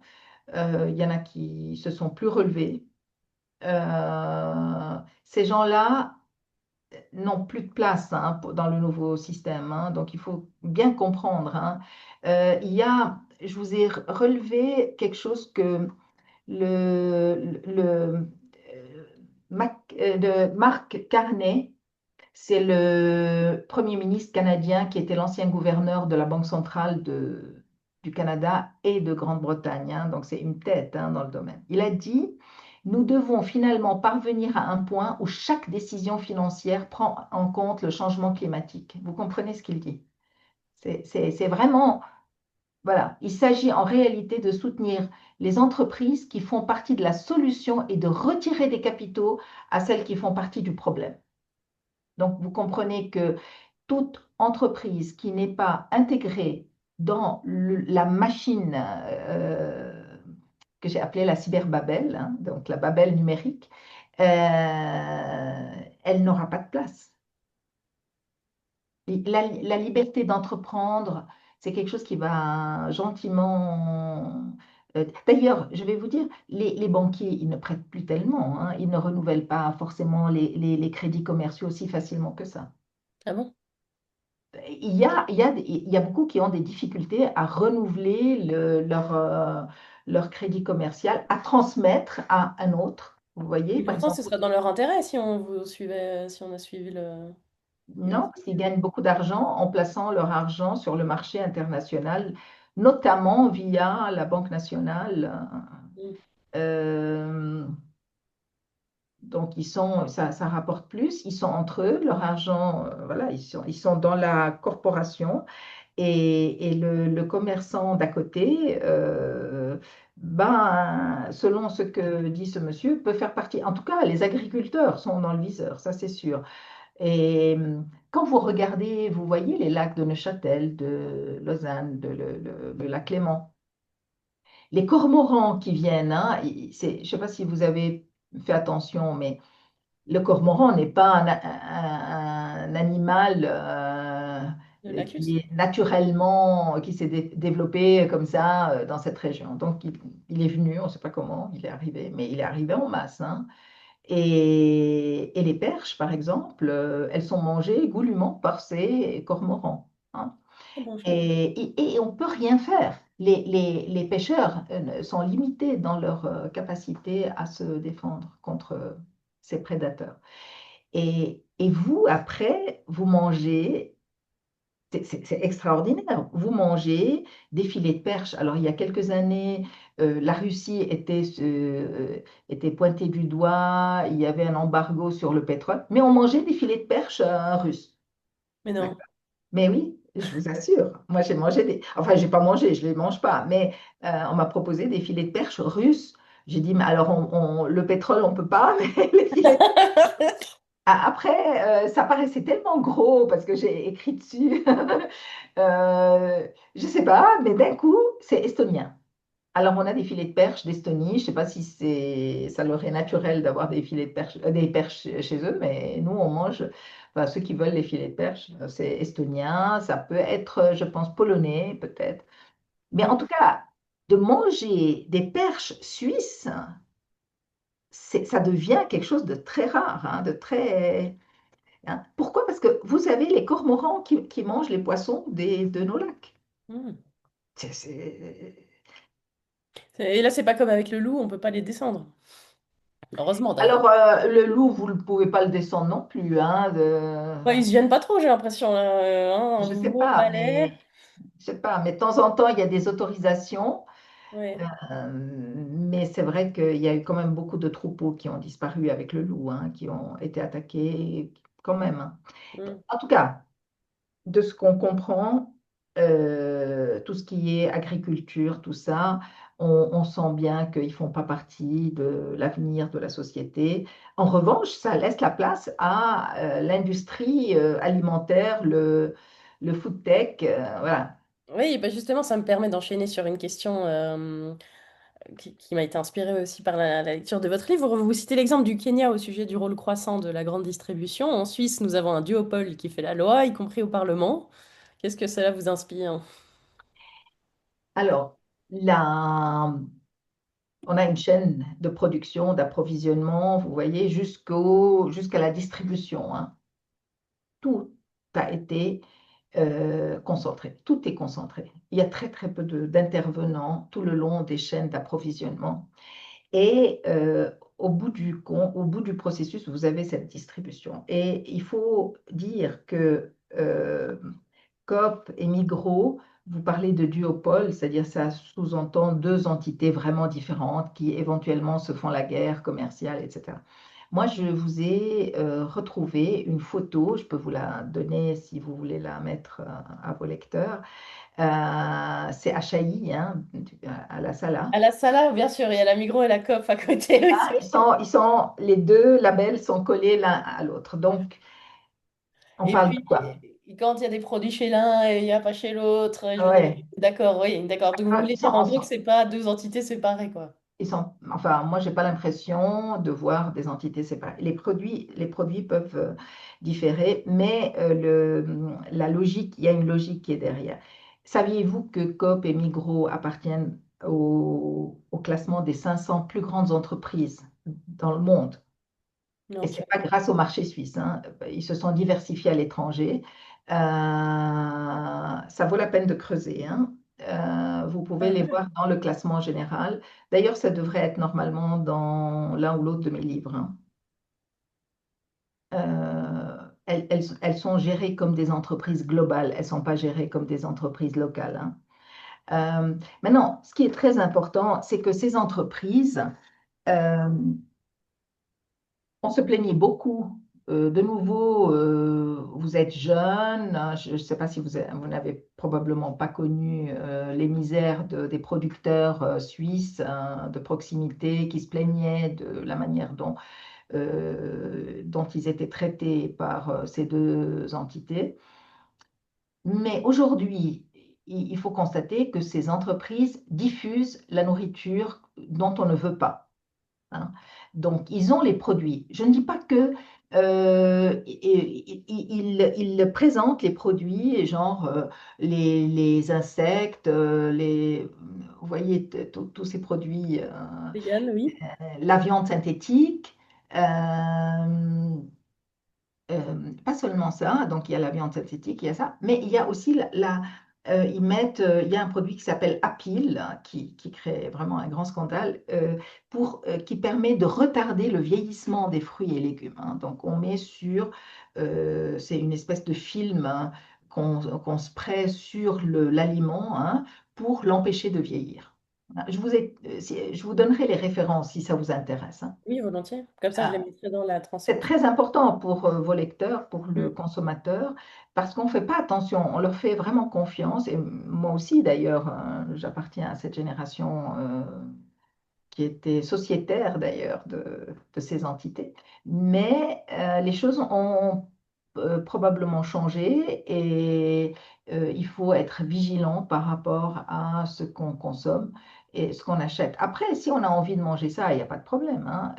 Mais il faut savoir que ou il faut poser des questions. Est-ce que sur ce produit, il y a peut-être le film à pile? Oui, non. Mm. Voyez. D'accord. Mais ce dont je vous parle, c'est dans les médias, hein, c'est public. Mm. J'ai pas fait un travail avec des collaborateurs qui m'ont soufflé ces choses-là à l'oreille C'est comme discrètement. Non, c'est public. C'est-à-dire il y a des annonces où euh, l'une ou l'autre des entités va vendre la viande synthétique. Et puis, Mm. cette histoire de Apple, etc. D'accord. D'accord. Donc, ça va être un enjeu très, très, très important pour les années à venir. C'est tout ce qui est alimentaire. Donc, leur rôle est excessivement important. Et donc, dans le scénario dont on parle, quel est le rôle de l'EID? Parce que je sais que c'est un sujet aussi qui vous... Alors, l'IAID, vous savez, l'IAID, c'est rien d'autre qu'une identité numérique, hein. En elle-même, elle n'est pas dérangeante, franchement. Si j'isole l'IAID seul, j'ai une identité numérique. Vous avez bien un identifiant pour entrer sur Google, sur Facebook, sur autre chose, hein. On est Mm. d'accord. Là où ça commence à devenir un problème, un gros, c'est quand on commence à nous dire, on va vous, sans l'IAID, hein, c'est ce que le Britannique a dit à sa population, vous n'êtes pas obligé de la prendre. Vous allez payer 85 pounds si jamais vous ne la présentez pas ou des choses comme ça. Là, ça commence à poser des problèmes, hein. Donc, ça veut dire que on nous force à l'avoir. Ça, c'est la première chose. La deuxième, c'est quand on commence à la mettre en parallèle avec la crypto-monnaie ou la monnaie numérique. Que ce soit la crypto-monnaie, que ce soit la monnaie numérique, si on nous supprime la monnaie simple, Cash. physique, Liquide. parce qu'on a déjà la monnaie électronique, vous savez, il ne vous explique pas pourquoi il faut le numérique. La monnaie est déjà électronique, la monnaie bancaire est électronique. Mm. Donc, Oui. au fond, elle est numérique, puisque numérique, ça veut dire quoi? C'est que ça passe par l'écran, hein, Elle n'existe pas physiquement, oui. voilà. Non. Euh, le problème, c'est que ils construisent un système avec une technologie qui est celle de la blockchain. C'est la technologie du Bitcoin, hein. Et vous aurez sur le même système, donc vous aurez votre case, hein, où vous avez votre identifiant numérique, comme ils le font l'ID. C'est-à-dire que quand on vous dit l'ID, c'est-à-dire que éventuellement votre carte normale pourrait disparaître, comme la monnaie que vous avez dans votre porte-monnaie peut disparaître. Et c'est là qu'on commence à avoir un problème. C'est pas le fait d'avoir une EID, vous avez sûrement des identifiants pour le pass des CFF, etc. C'est du pareil au même, hein. Mais le problème commence à venir, c'est si on me supprime ma carte d'identité physique, je vais me retrouver obligé d'avoir un téléphone portable sur lequel j'ai une EID, sinon je ne peux pas circuler. Mm. Ça va plus loin. Le permis de conduire, c'est dans la même logique, hein. Le permis de conduire, on peut vous le supprimer à terme, hein, je ne dis pas demain matin, mais ils sont en train de préparer aussi le permis de conduire numérique, euh, etc., etc., etc. Et puis, le tout ensemble, ça fait ce que j'ai appelé la Babel numérique, c'est-à-dire que c'est une prison numérique, hein, dans laquelle il y a une fusion de tout avec tous. Vous voyez? Donc, et c'est ça qui devient inacceptable. C'est pas un élément ou un autre ou un troisième séparément. D'accord, C'est le et c'est tout... c'est le fait que ça devienne coercitif. Vous voyez, c'est le fait de tout mettre ensemble et de l'imposer et de supprimer tout ce qui est autrement à disposition aujourd'hui. Et D'accord. ce sont les pauvres qui vont commencer par trinquer parce que on va leur dire, vous savez, si vous jouez le jeu, ben, on va vous donner un revenu de base. Et avec le revenu de base, probablement qu'il y a beaucoup de gens qui vont accepter et puis après, cet identifiant, on vous dit donc il y a le téléphone portable, mais à terme, ce téléphone portable, vous avez vu à quoi ressemble le téléphone portable du futur? Non? Il faut voir ce qu'ils ont prévu pour le futur. Donc, c'est un téléphone incorporé dans le corps humain, hein. Donc, Ah oui, voilà, je ne oui. pas beaucoup de gens qui ont envie de ça, hein. Oui. Non, j'ai Il, vu des têtes aussi. Bon, moi, c'est pas incorporé dans le corps humain, mais mais cette il est espèce de prêt, hein. besoin d'avoir tous ces outils, enfin, ces gadgets constamment sur nous. Oui. Oui. Donc, c'est déjà prêt. C'est déjà là. Après, c'est comme quand je parlais de la BNS en 2011 ou d'autres choses. Est-ce qu'on veut attendre la dernière minute pour réagir? Est-ce qu'on veut réagir avant? Est-ce que ça, c'est à la liberté du public de faire ses choix, de prendre ses décisions. Et puis, Et pour revenir à BlackRock, comment est-ce se traduit son pouvoir et celui des autres donc gestionnaires d'actifs, leur pouvoir sur les systèmes régaliens? Et si vous aviez des alors, exemples à donner. alors, ce que je peux vous dire, c'est que BlackRock, dans ce fameux BlackRock et les autres, hein, donc les quatre, hein, Mm. dans leur portefeuille gigantesque, hein, vous avez dedans les dettes publiques. Il y a les titres des dettes publiques. D'accord? D'accord. Mais quelle est la conséquence de ça, du coup? Enfin, Ben, énorme! Énorme. C'est-à-dire que si il a des intérêts, euh, votre créancier peut vous imposer des choses Et c'est ça, donc ils ont une influence sur les sur États. la politique du pays, sur la gouvernance, évidemment. Évidemment. Donc, et personne ne va oser s'opposer, hein, à ces gens. Je ne pense pas. Mm. Ils sont, si vous voulez, plus on va avancer, plus vous aurez les gens qui sont du côté des possédants, parce qu'on n'est plus du gouvernement, c'est plus gouvernant, c'est possédant. Mais les possédants, pas d'une maison avec une petite usine à côté ou des choses comme ça, les possédants de l'outil de production en général. Et il y a tous les autres qui vont servir, qui vont se mettre au service des possédants. Alors je pense qu'au niveau de la classe dirigeante d'aujourd'hui, il n'y a personne qui a envie de se retrouver de l'autre côté de la barrière, hein, c'est clair.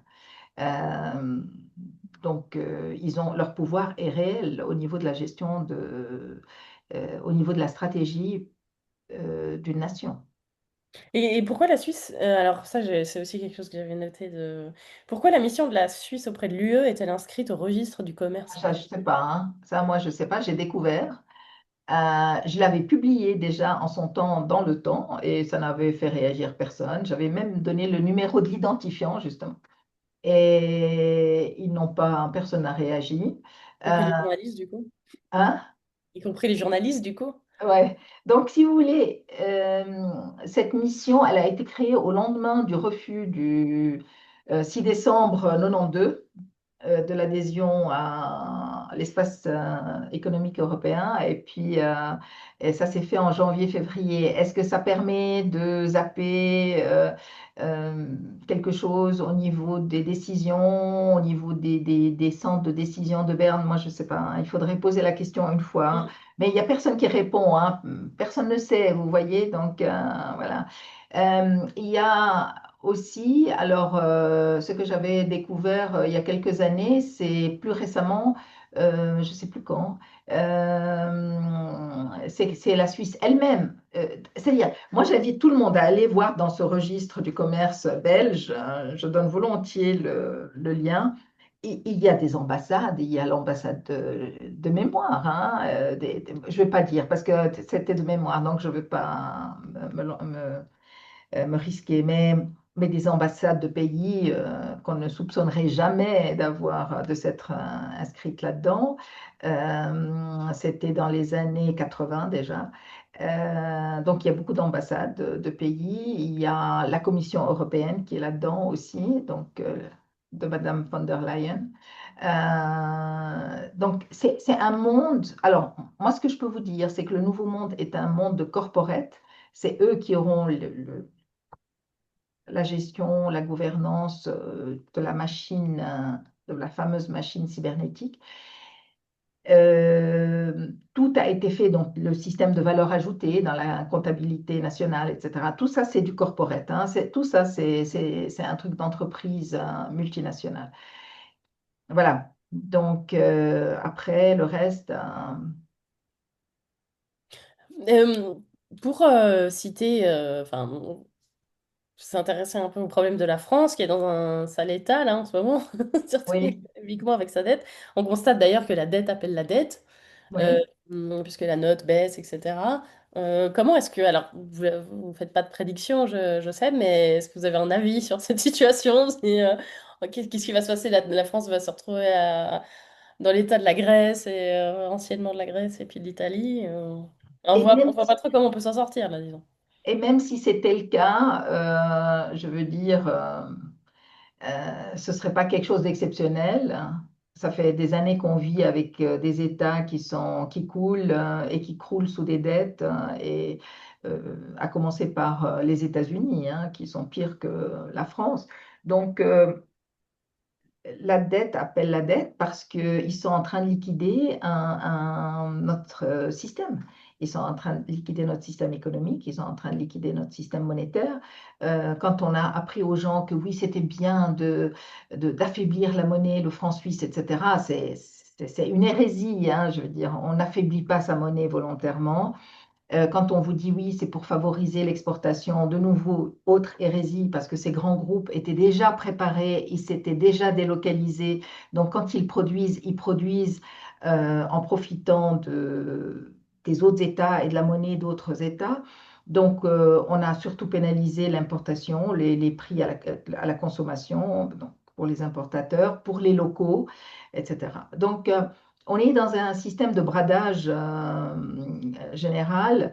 Le dernier truc en date, c'est l'histoire du Louvre, hein, où vous apprenez qu'on a mis des fortunes pour euh, changer un espace privé dans le Louvre, je ne sais plus combien, une cuisine ou un truc du genre. Mais on a une caméra qui ne regardait pas du côté du balcon. Je veux dire, on nous prend pour des idiots, hein. Mais bon, on a l'habitude maintenant, on a pour les idiots.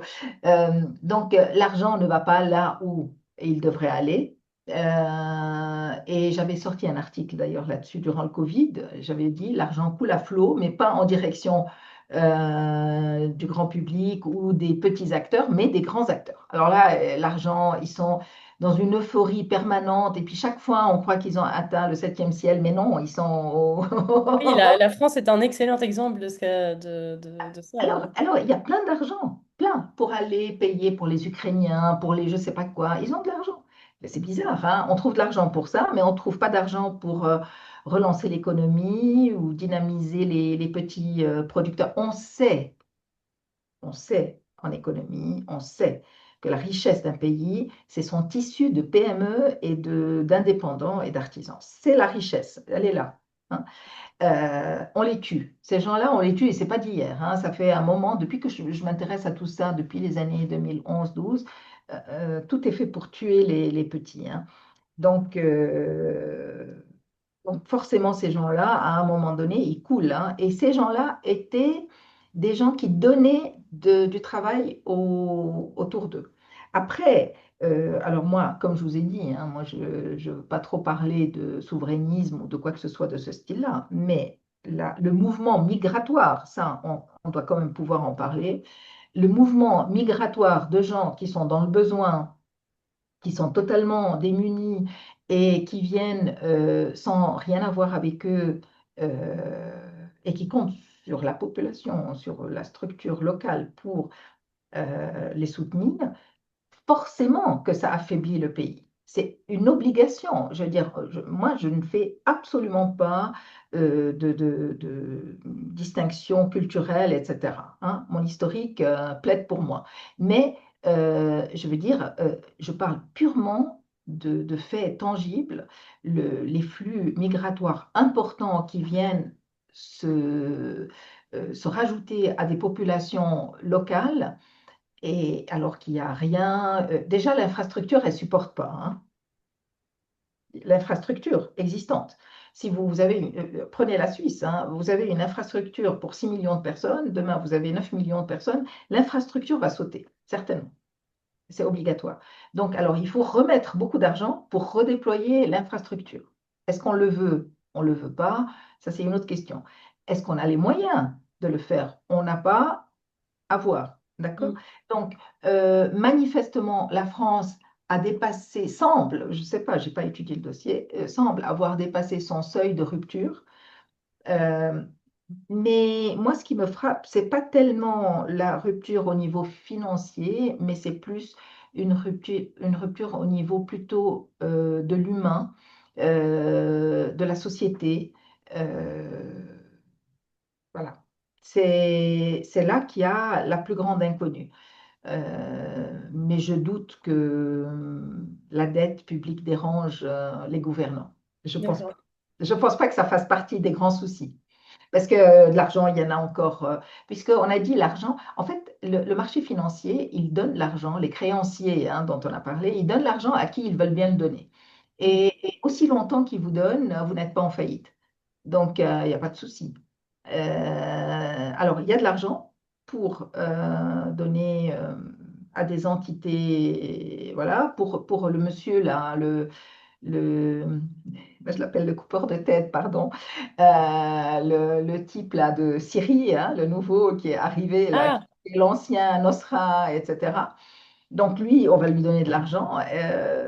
Le peuple libanais qui est à la rue, qui n'arrive plus à gérer, etc., y compris les chiites, parce que les chiites sont des Libanais, ce sont pas des, je sais pas, des Martiens arrivés, parce que vous savez, maintenant, il y a les chiites, ils sont catalogués Iran, donc on s'en occupe pas.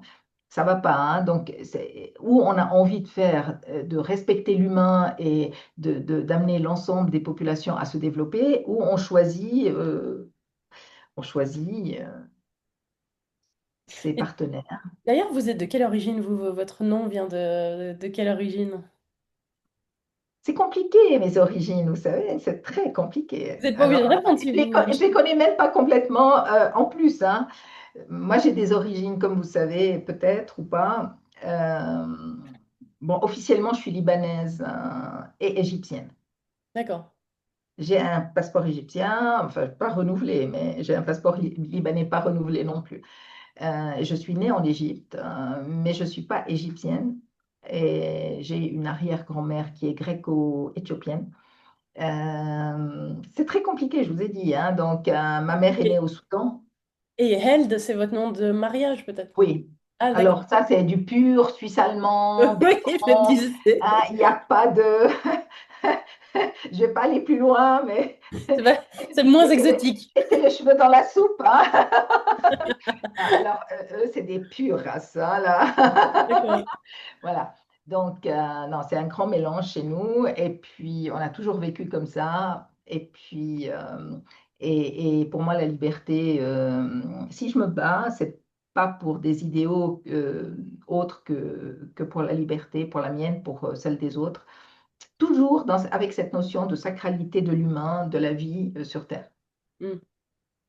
Et je voulais vous, enfin, pour terminer notre entretien, je voulais vous quitter sur, euh, oui, une réflexion que je m'étais faite parce que j'ai l'impression que en écoutant une de vos interviews, vous sembliez dire plus ou moins la même chose, à savoir que l'être humain avait oublié son pouvoir. Oui. Que, bah, alors on a tendance à l'aider à se déresponsabiliser, hein, je veux dire, c'est toujours la faute des autres, etc. Et puis on est bien content qu'il soit pas conscient de son pouvoir. Mais qu'est-ce que ça vous inspire, cette réflexion? Que l'être humain qui est en gros, enfin le peuple surtout, qui pourrait reprendre son avenir dans ses mains, se déresponsabilise complètement et puis oublie qu'il a ce pouvoir-là. Comme je vous ai dit tout au début de cet entretien, euh, la puissance de l'humanité lui est inconnue. L'humanité a une puissance à tous les niveaux d'ailleurs, qui lui est inconnue. C'est pas que c'est oublié, je pense que c'est quelque chose qui a été soigneusement évité. Dans les écoles, on ne vous apprend pas que vous avez des C'est vous qui talents. décidez finalement, oui. Vous ne savez pas. On vous a jamais dit que vous étiez talentueuse, que vous pouviez faire ça et ça, que les difficultés pouvaient vous édifier et pas vous amener à vous écrouler. Je pense que si on apprenait ça aux gens, il y aurait beaucoup moins de dépression, par exemple. Oui, et puis beaucoup moins de combats des minorités aussi, j'ai l'impression, parce que maintenant, Aussi, il faut faire plaisir aussi, à prendre les sensibilités de tout le monde. aussi. Donc, je pense que les frustrations euh, des uns et des autres sont un peu stériles, hein. C'est ce qui fait que on n'avance pas. D'accord? Je pense que quand il y a eu les gilets jaunes en France, ça a fait trembler, je pense, quelque part, à certains endroits. Planète Finance, c'est très peu de monde, très peu. Euh, si d'un jour à l'autre, on décidait de faire une grève de tout, par exemple, hein, il ne se passerait plus rien, hein. Mm. Les... Moi, je pense que c'est plus dans l'usage que nous faisons de nos capacités et de notre potentiel que on a la solution. Donc, comme je vous ai dit, on peut arrêter de payer des impôts parce qu'on est dans un État qui n'offre plus énormément de prestations gratuites. Parce que je rappelle qu'à la base, les impôts, c'était pour obtenir des services publics gratuits. Progressivement, ça a été grignoté, hein, donc cet espace a été réduit toujours plus, hein. Euh, il y a les moyens aussi de se mettre ensemble, de créer des communautés ensemble, enfin de créer des communautés pas forcément idéologiques, ça peut être de fait de recréer le noyau familial, de l'agrandir, de se mettre avec des gens avec lesquels on a les mêmes sensibilités, sans faire de politique, hein. Et là, on peut gagner en force, hein, certainement. Et toujours se débarrasser des dettes, ne pas vivre au-dessus de ses moyens, se débarrasser des dettes et se concentrer sur ce qu'on sait faire et s'entourer, toujours s'entourer. Et s'entourer aussi de personnes bienveillantes qui nous aiment et qu'on aime. Et quelqu'un a dit quelque chose, il avait vécu une expérience de mort imminente. Et cette personne a dit, en fait, j'ai vu l'au-delà, donc le ciel, et il a dit, l'amour était structurant. C'était pas un sentiment. Ça participait à la structure de cet espace dans lequel il s'est retrouvé. Et je pense que il est urgent qu'on retrouve cette notion de communauté, pas la communauté comme on veut nous l'imposer, hein, donc faire un écoquartier, etc. Mais la communauté de la famille, de reconstituer tout ça. Et là, je pense que chaque humain va gagner en force pour oser dire non. Moi, j'apprenais toujours à mes clients à oser dire non quand ça ne convient pas. Euh, Oui, surtout c'est aux un peu jeunes. un pouvoir Sur- aussi vous estimer. Surtout aux jeunes, hein, de leur dire, c'est pas parce qu'on te propose un job qu'il faut l'accepter tout de suite. Il faut oser dire non, même si on paye beaucoup, etc. Si derrière, tu laisses une partie de ton identité, de tes valeurs, et puis tu n'es pas à l'aise, tu n'es pas bien, il faut oser dire non. Eh bien, je vous remercie pour ce mot de la fin, cette belle conclusion, Liliane Voilà. Ndiawa. Et puis, je vais arrêter l'enregistrement.